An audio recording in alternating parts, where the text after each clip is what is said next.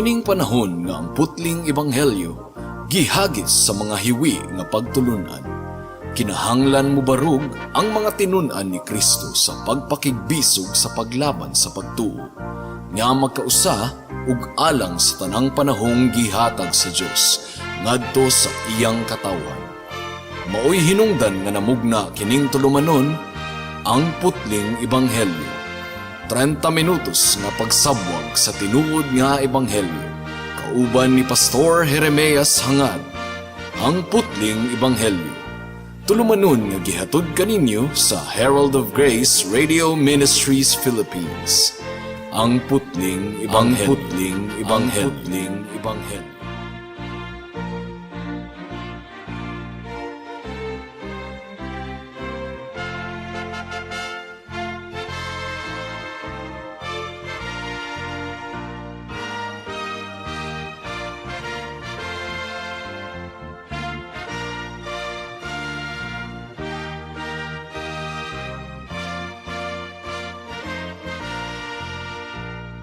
Alang sa pagpamalandong sa pulong sa Ginoo niining taknaa, please turn with me to Psalm chapter 1 verses 1 hangtod sa 6. Psalm chapter 1 verses 1 hangtod sa 6. Apan sa dili pa akong gipaabot ang akong pagpanimbaya sa akong 94 years old nga lolo nga si Isabelo Lauri Sr.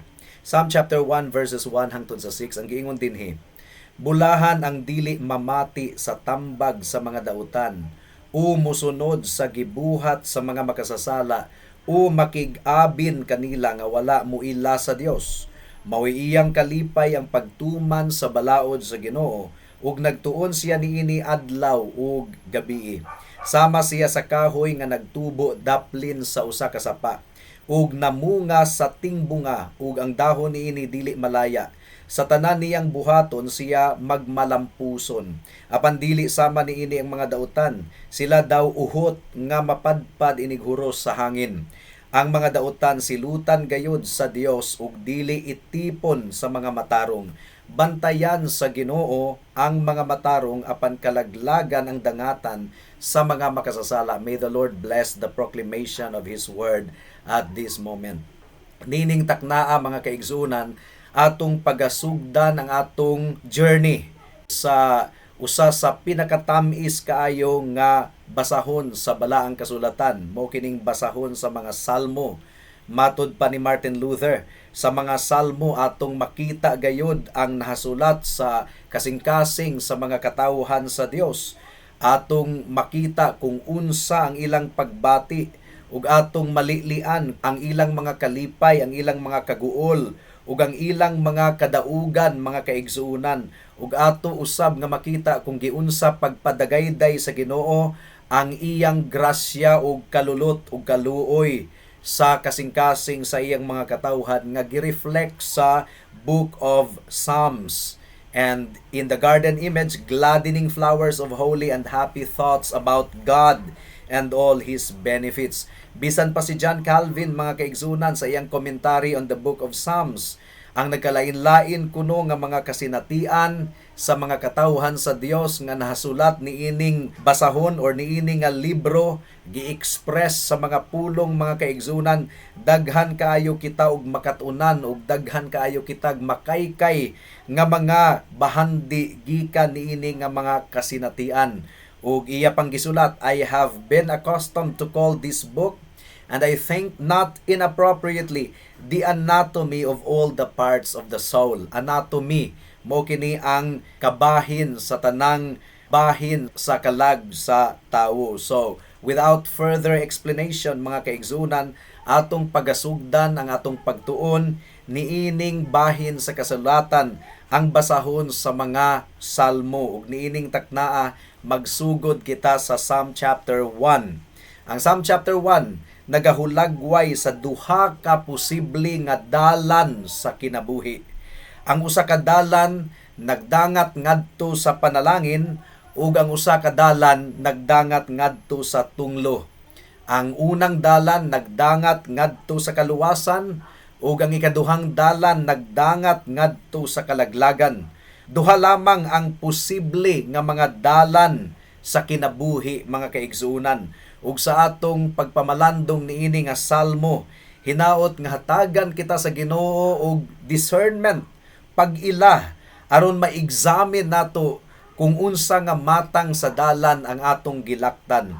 Dunay duha ka bahin ang atong pagpamalandong niining takna. Una, the path of the blessed man, ang dalan sa usa ka tawo nga bulahan. Ikaduha, the path of the ungodly, ang dalan nga gilaktan sa tawo nga dautan.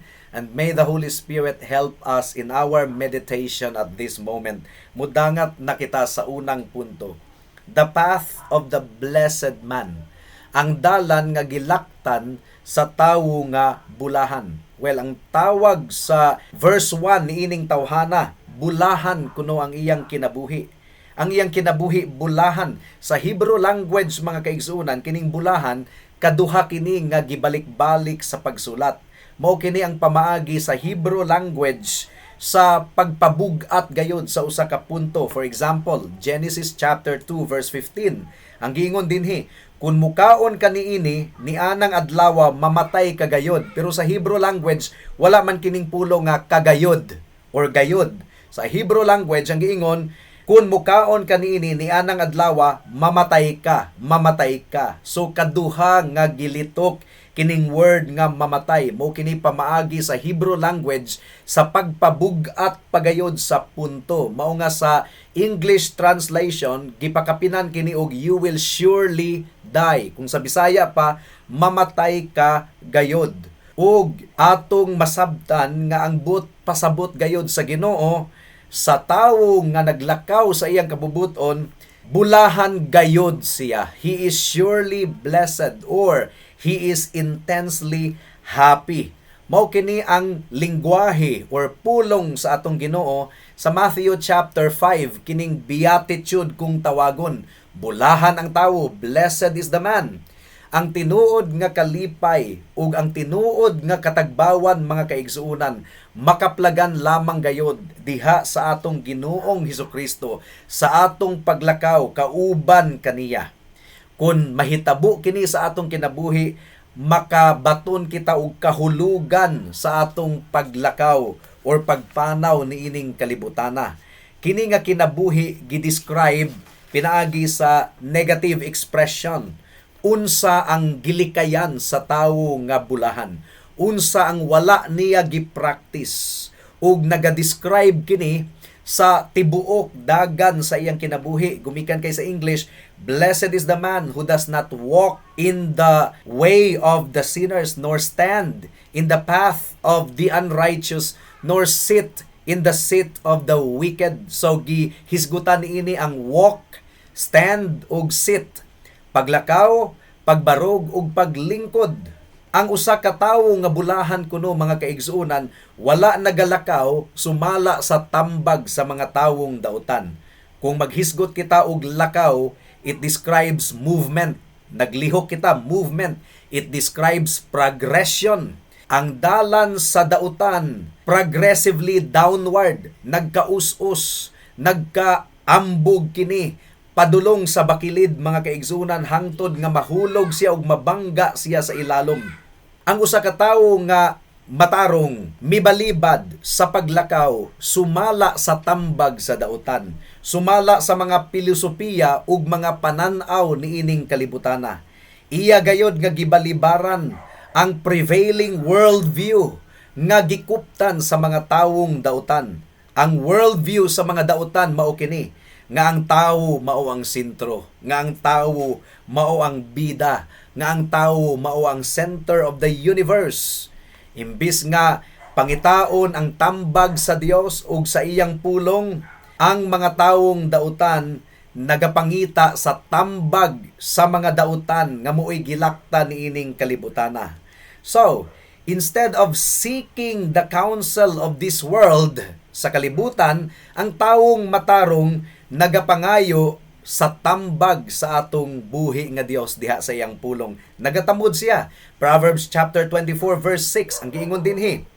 Tungod kay pinaagi sa maalamong tambag, makigsangka ikaw sa imong panggubatan ug taliwala sa daghan kaayong magtatambag, adunay kaluwasan. Mausab kini ang giingon sa Proverbs chapter 10 verse 8.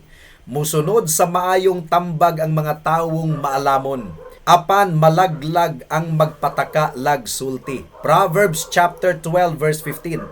Ang buang-buang nagtuo nga kanunay siyang husto, apan ang maalamon mamatig tambag. So you see, ang tawo nga bulahan wala kuno nagalakaw, sumala sa tambag sa dautan. Ug wala usab siya nagabarog sa agianan sa mga makasasala. Kung maghisgot kita og barog mga kaigsunan, nagpasabot kini og commitment. Komitado ikaw. The lost man is committed to his sin. Ang tawo nga dili magtotoo, komitado gayod nga musunod sa iyang sala. Pero ang tawo nga matarong, mga kaigsuunan, nagasunod gayod sa tambag sa atong buhi nga Dios. The lost man is committed to his sin, apan ang tawo nga matarong mibalibad gayod nga mupakontrolar sa behavior sa kadaghanang mga tawo niining kalibutana. Ang tawong dautan dali ra kaayong madagit sa mga unodnon nga kalipay ug unodnon nga kalingawan niining kalibutana. Pero ang tawo nga matarong mibalibad niining tanan, gumikan kay nasabta niya nga ang utlanan niini mao ang kalaglagan. So ang gidescribe pa dinhi, wala siya naglingkod sa lingkuranan sa mga bugal-bugalon. Kung lingkod ang pagahisgutan mga kaigsunan, ang buot ipasabot niini adunay fellowship, adunay panagsandurot, adunay panaglambigit. Ang tawo nga matarong dili gayod makiglambigit sa mga tawo nga nagbugal-bugal sa Dios ug mibalibad sa Dios. Dili siya pwedeng mahimong close sa mga tawo nga walay kasing-kasing alang sa Ginoo. Gumikan kay adunay warning si Pablo sa 1 Corinthians chapter 15 verse 33. Ayaw kamo patunto, ang daotang mga kauban makadaot sa maayong pamatasan. Busa sa mga batan-o nato nga mga anak, mga gagmay mga bata, pilion ninyo ang inyong mga amigo ug amiga.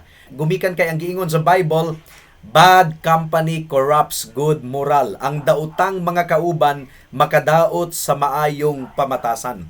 Ang kinabuhi sa matarong mga kaigsunan, gidescribe usab sa positibo nga pamaagi. For example, sa verse 2, nalipay kuno siya ug nagmaya siya diha sa balaod sa Dios. He delights in the law of God. Gikalipay niya ang pulong sa Ginoo. Mao kini ang giingon sa Psalm chapter 119 verse 97 to 99. Ang giingon dinhi, gihigugma ko gayod ang imong balaod, na malandong ako niini sa tibuok adlaw. Ang imong mga sugo nag-uban kanako sa kanunay, ug naghimo kanako nga mas maalamon pa kaysa tanan kong mga kaaway. Labaw pa akong nasabtan kaysa tanan kong mga magtutudlo, kay gipamalandungan kuman ang imong mga pahimangno. So, gihisgutan niini ang balaod sa Dios. Ang buot ipasabot niini ang pulong sa Dios. Ang lain nga expression sa pulong sa Ginoo mao kining law of God. Ang usa ka tawo nga matarong naglipay ug nagmaya diha sa pulong sa Ginoo. Iya kining gipamalandungan, iya kining gibasa, iya kining gisagulo mga kaigsunan, ug iya kining gitun-an. Ug iya usab nga gikuha ang tanang kahigayunan aron madugangan ang iyang kaalam ug kahibalo sa pulong sa Ginoo. Aduna siya'y kagutom sa pulong sa Ginoo, ug mao kana ang ilhanan nga siya luwas na. Ug mao kana ang ilhanan nga aduna na siya'y bag-o nga kasing-kasing. If anyone is in Christ, he is a new creation. Ang tawo nga dautan wala gayoy kasing-kasing alang sa pulong sa Ginoo. Psalm chapter 1 verse 2 ang giingon dinhi, ug sa iyang balaod na malandong siya adlaw ug gabii. So ang bot pasabot niini, gusto niyang mapamatian ang pulong sa Ginoo kanunay. Ang iyang attitude sa pagwali sa pulong sa Ginoo nagapadayag kana sa kondisyon sa iyang kasing-kasing. Ang tawo nga matarong nalipay gayod nga mamati sa pulong sa Ginoo. Ug ang iyang kinabuhi gipanalanginan sa Dios. Verse 3, susama kuno siya sa kahoy nga gitanom daplin sa suba. Mao kini ang usa sa common kaayo nga mga hulagway sa Biblia mahitungod sa tawo nga matarong nga bulahan. Gi-compare ang tawo nga matarong sa usa ka punuan nga natanom daplin sa suba. ang Christ-centered life, kining kinabuhi nga nakasentro gayud kang Kristo, nakabaton og spiritual life and vitality og kakusog gikan sa pulong sa Ginoo. Aduna siya kabaskog gikan sa pulong sa Ginoo. Ug ang pulong sa Ginoo gidescribe ingon nga suba sa daghan kaayong mga katubigan. Ephesians chapter 5 verse 25 hangtod sa 26. Mga bana, higugmaa ang inyong asawa, ingon nga gihigugma ni Kristo ang simbahan o gitugyan ang iyang kinabuhi alang niini. Gihimo niya kini aron sa paghalad sa simbahan ngadto sa Dios, human niya kini hugasi sa tubig uban sa pulong. So you see, ang Word of God gidescribe ingon nga tubig, mga kaigsuunan. Limpyo nga tubig, buhi nga tubig. Ang balaang espiritu usab gitawag nga buhi nga tubig sa Biblia. So, aside from the Word of God nga gidescribe as water, ang balaang espiritu usab gidescribe ingon nga tubig nga nagadagayday. John chapter 7 verse 38 to 39 ang giingon dinhi, bisan kinsa nga motuo kanako mudagayday gikan sa iyang kasing-kasing sama sa mga sapa ang tubig nga naghatag og kinabuhi, sumala sa giingon sa kasulatan. Ang gipasabot ni Jesus niini mao ang espiritu sa Dios nga hapit na madawat sa mituo kaniya. Niadtong higayuna wala pa ikahatag ang espiritu kay wala pa man mabayaw si Jesus ngadto sa himaya. So gidescribe usab ang matarong nga ang dahon kuno niya dili kuno malaya. Nagpabilin ang iyang maayo nga espiritual nga kahimtang. Everything that he does adunay eternal nga bili ug aduna gayoy lasting result. Ug siya nagalambo sa tanan nga iyang ginabuhat. And this is referring to spiritual prosperity. Namunga ang iyang kinabuhi. Mark chapter 4 verse 20. Apan ang ubang mga tawo sama sa mga binhi nga gipugas sa maayong yuta. Makadungog sila sa mensahe, mudawat niini og mamunga. Ang uban 30 ka buok, ang uban 60 ka buok, ug ang uban 100 ka buok. Ang giingon sab sa Hebrews chapter 6 verse 7, panalanginan sa Dios ang yuta nga musuyop sa ulan nga matagak niini ug nagpatubo sa mga tanom aron kapuslan sa giandaman niini. So ang tawo nga matarong usa ka bulahan nga tawo ug siya mulambo gayod sa iyang espirituhanon nga kinabuhi. Mao kini ang tinuod nga kalampusan. Joshua chapter 1 verse 8. Ayaw gayod kalimti ang basahon sa balaod. Kinahanglan nga tun-an mo kini adlaw ug gabi ug pagkinabuhi sumala sa tanang nahasulat niini ug magmauswagon ikaw.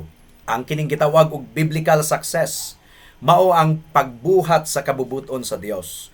Ang tinuod nga kalipay, mga kaigsuunan, makaplagan lamang pinaagi sa pagsunod sa kabubuton sa Dios. Ug ang kabubuton sa Dios masayran lamang nato pinaagi sa iyang pulong. And this is only possible kung magpadayon kita nga tipigan nato ang pulong sa Ginoo sa iyang kasing-kasing, pamalandungan nato kanunay.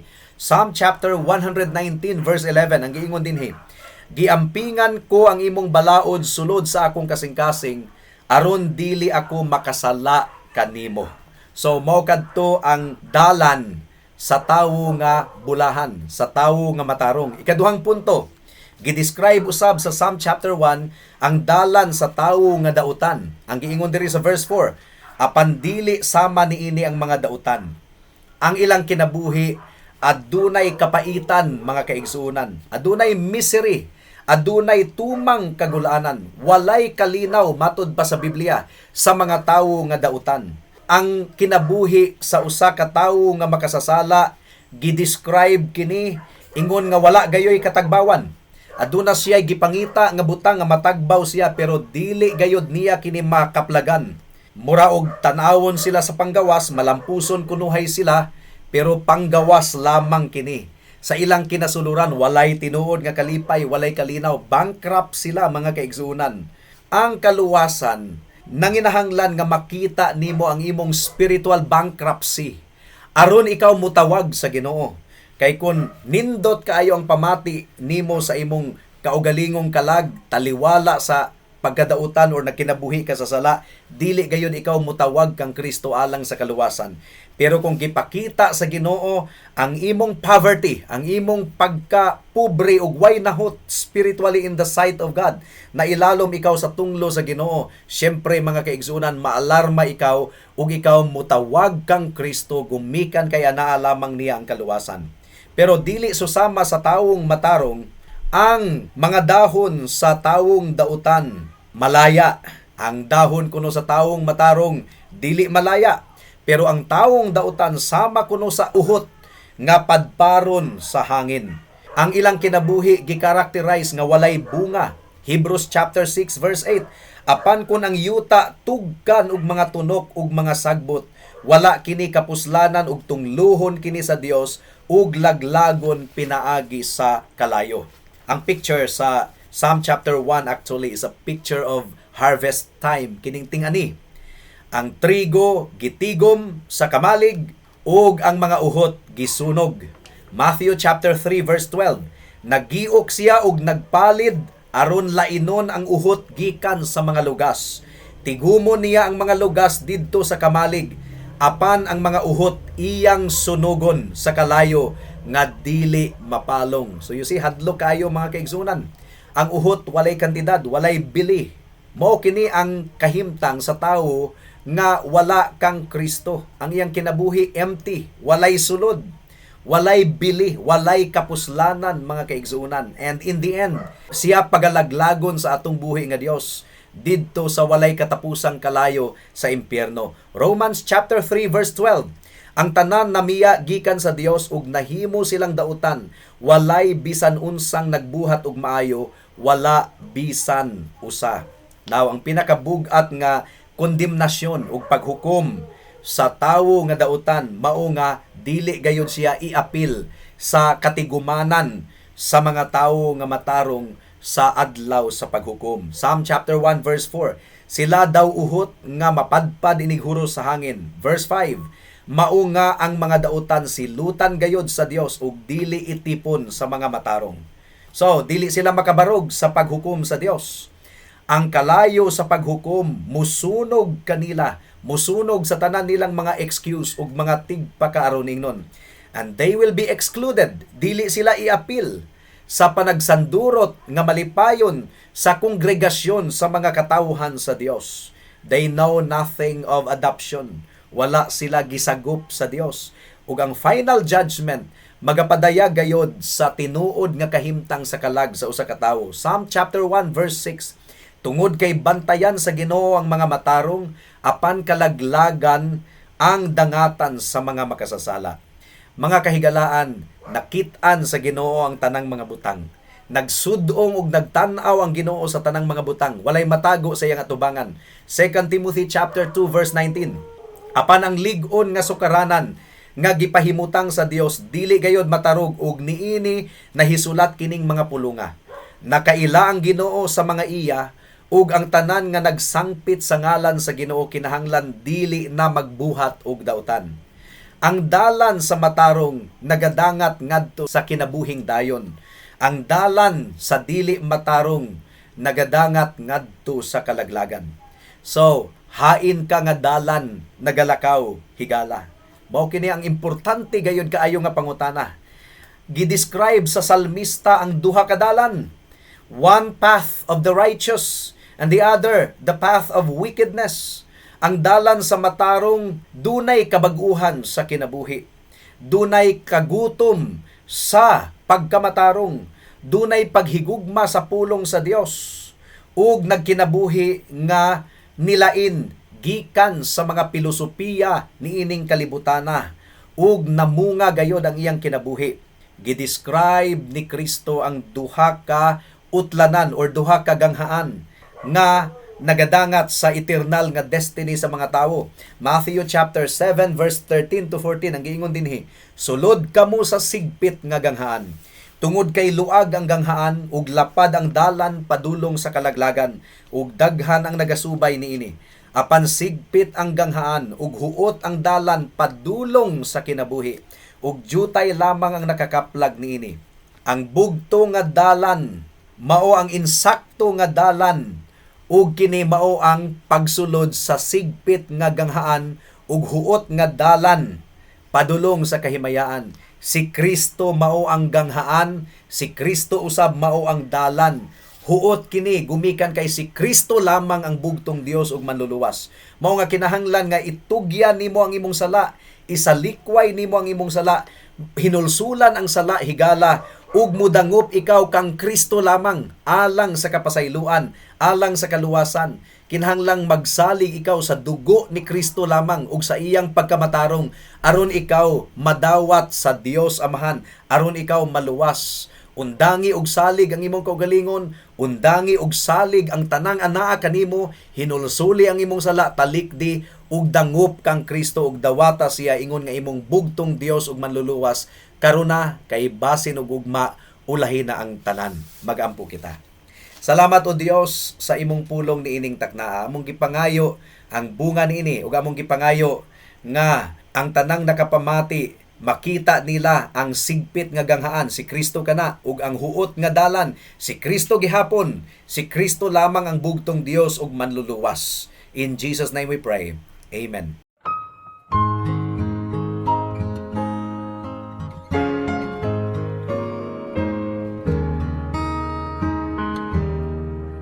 Does Jesus care when my heart is pained too deeply for mirth or song? As the burdens press and the cares distress and the way grows weary and long. Oh yes, He cares. I know He cares. His heart is touched with my grief. When the days are weary, the long nights dreary, I know my Savior cares.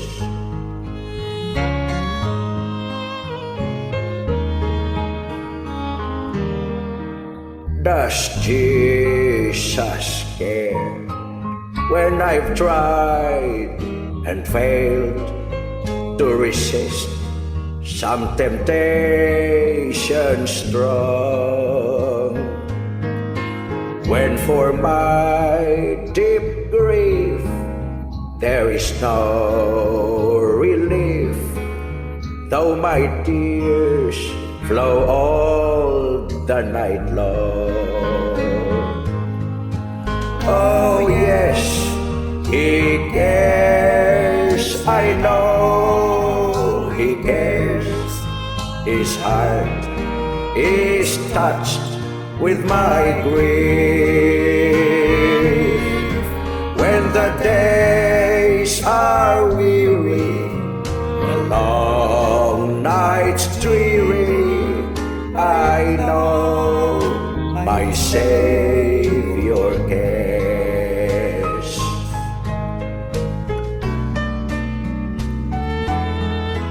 Does Jesus care when I've said goodbye to the dearest on earth to me, and my sad heart aches till it nearly breaks? Is it aught to Him does He see?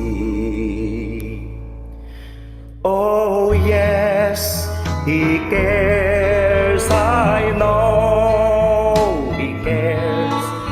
His heart is touched with my grief. When the days are weary, the long nights dreary, I know my Savior cares. When the days are weary, weary. I know my Savior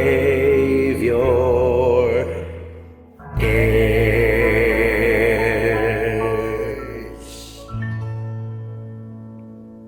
Alang sa dugang nga mga pangutana, mahimong mo text kang Pastor Jeremias hangad sa 0935 744 3030.